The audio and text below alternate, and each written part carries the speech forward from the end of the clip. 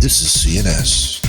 Hi, this is Reverend Sir Arlene Fried of the Correllian News Service coming to you from the Parliament of World's Religions. And I'm with today Byron Ballard. Hi, everybody.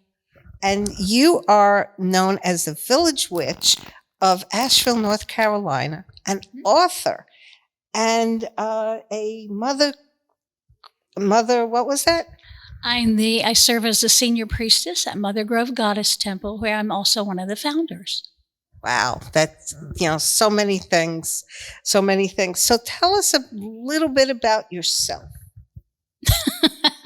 Well, I'm a multi-generational Appalachian woman. My family's been there for hundreds of years, literally. So that is one of the core foundations of who I am. I'm also a goddess worshiper. So Mother Grove Goddess Temple is all divine female, all divine feminine, all goddess, no other kinds of divinity. But we are multicultural in the sense that if you come to us and you love the Blessed Virgin Mary, but you don't want to be Catholic anymore, you can come and worship her with us. And that goes across the board for all female divinities. So there's that. I'm a gardener. I'm a mother. I'm a wife. I'm a community advocate. I'm a pagan advocate. I do a lot of writing in a lot of places. I do a lot of ritual in a lot of places, and I do the festival circuit. I travel around a lot. Thank you. So, being that we're at the Parliament of World's Religions, what has your experience been like? It's been exhausting. How about yours? The same. We've done a lot of walking and a lot of very hard surfaces. We've listened to some amazing things, and I am a little bit of a policy wonk. So I've gone to a lot of public policy forums and I've been figuring out how it is we're going to interface as a set of pagan heathen communities with the larger community, because we are seeing now laws coming into effect that are going to affect us quite directly. The First Amendment seems to be something that people just skip over on their way to the Second Amendment. And so that notion, which is not constitutional, of a separation of church and state is rapidly dwindling. So I'm very passionate about that. That's been very good. This morning I attended a session about the religious response. I gesture like this because it was in that room. The religious response and spiritual response to the Dobbs decision last year about Roe. So all that public policy stuff is very important to me. The religious right got a huge head start on us while we were still trying to figure out, were we pagan, were we heathen, were we earth religionists? While we were still deciding all that stuff in the 80s and the 90s, the religious right was taking over governmental offices. So I want to get us caught up. I want to get us talking about how it is we stop our intra-faith warring and we come together as a united front to get things done for the good of the entire community. Thank you. So I understand that you have a new book coming out. I do. And my publisher, Llewellyn, will be very happy for me to talk to you for a moment about that. I'm in a weird place, which a lot of time authors get into. Right now, in 3 weeks, thereabouts, in September, my brand new book from Llewellyn comes out, Small Magics. And on September 1, my new manuscript goes to my editor at Llewellyn, and that is called Feral Church. So I have the new book and the new book. So the new book is the one that's coming out in a few weeks called Small Magics. And that got started, weirdly enough. There was a fight on the internet about magical practice. And I interjected myself into the middle of it in a comment by saying, do I need to write a book based on my class, Simple Practical Magic? Like 10 minutes later, my editor sent me a private message and said, you do. So we worked together and got that done. I've been doing this class for 7 or 8 years because I realized there's a lack of training in the pagan communities. And plus, right now, a lot of people love to throw around the word witch. Oh, I'm a witch. Oh, I'm a witch. Well, here is how you are a witch if you practice witchcraft. And if you don't practice witchcraft, you're not a witch. Full stop. That's all there is to it. So what happens to us is that we go, oh, okay, so I'm a witch. And you can self-dedicate. I don't have a problem with that. You could be in a tradition. I don't have a problem with that. All of that's lovely, however you get your training. But people aren't getting training. And so they pick up the big book of spells and they wonder why their magic doesn't work. Because it's not about those words. It's about all the other things we have to learn to do. Grounding, shielding, harvesting energy, setting intention. And those building blocks are so important.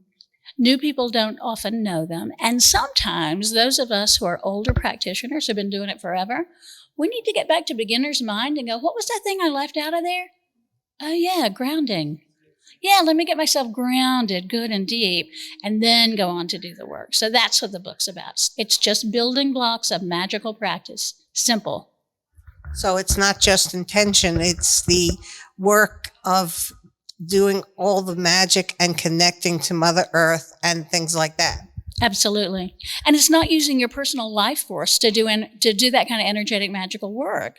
Because we see people in our community all the time that are falling to bits physically because they're using their internal spiritual essence to do this work. There's energy all around us that we can harvest, hold into our center, and then send forth. And that's what the book's about. It's about not just practical magic, but effective magic. And no, you shouldn't begin your magical practice by, oh, well, the first thing I'm going to do is summon a demon. You should do something you need. So if you live in a place like I do, I live in a huge tourist town. If you live in a place where you need parking, perfect a parking spell. Because it's practical. You need that. We did that last night and got a parking space directly in front of that Chinese restaurant. In the front, because there were like 5 witches in the car going and doing the parking spell. So something practical. I am intensely practical about everything I do. Would you be interested in teaching about that during our interview?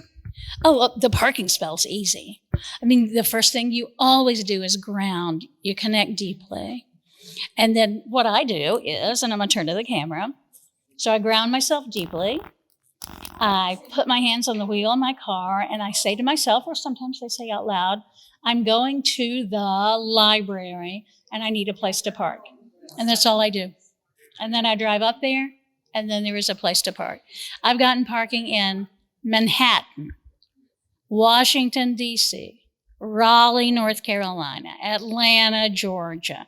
It has only failed me in all the years I've been doing that particular spell. It had failed me once, and then I got parking half block away. So let me ask a question. When you put your hands on the wheel, is that before or after you turn the car on? Oh, no, it's after I turn the car on. Because I turn the car on, I ground, I put my hands on the wheel. Thank you. That's an important step. I think you could do it either way. Yeah. So what about, you mentioned, recently you became an honorary Correllian. Can you talk about that? Oh, yesterday, Ed texted me and said, can you meet us at? And so I met a group of people down at the Correllian booth and met who's the lady who does the beautiful stoles? Andrea, I think her name is. So I was talking to her and Ed had said, this is the lady that makes our stoles. And we were like having a chat. And I noticed that everybody's lining up over there and that Dawn has come to stand over here. And I'm like, what's going on? So then Dawn, I think it was Dawn, said, we would like to honor you and to thank you. And they made me, your community made me an honorary 3rd degree Correllian. And I bawled like a little baby because it's a great honor. And I feel lucky to be part of your community. I feel very fortunate and blessed because it's a wonderful community. Yes, and yeah, family just like us, So it's a beautiful lavender stole, correct? Yes, it is. And I didn't bring it out today. I wore it most of the day yesterday, but I didn't want to get it dirty.